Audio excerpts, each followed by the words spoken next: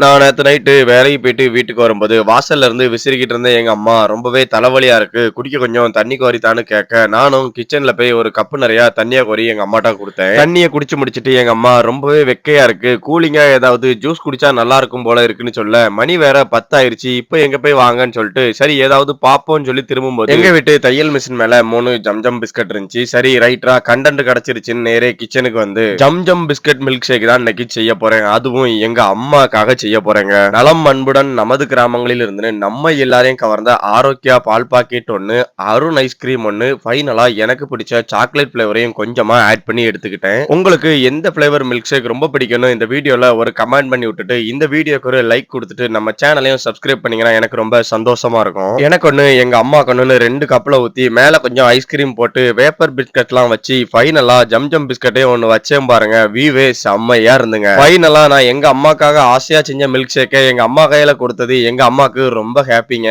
சாப்பிட்டு பார்த்துட்டு டேஸ்ட் ரொம்ப சூப்பரா இருக்குன்னு சொன்னாங்க. நீங்க உங்க அம்மாக்கு கடைசியா என்ன டிஷ் பண்ணி கொடுத்தீங்க அப்படிங்கறத கமெண்ட் பண்ணிருங்க. எனக்காக இல்லனாலும் எங்க அம்மாக்காக இந்த வீடியோக்கு ஒரு லைக் கொடுத்துட்டு அப்படியே நம்ம சேனலையும் சப்ஸ்கிரைப் பண்ணி விட்டுருங்க. நானும் சாப்பிட்டு பார்த்தேன். டேஸ்ட் ரொம்ப சூப்பரா இருந்துச்சு. உங்க மேல பாசமா இருக்கிற உங்க அம்மாக்கும் இதை பண்ணி கொடுங்க. Love you all boys.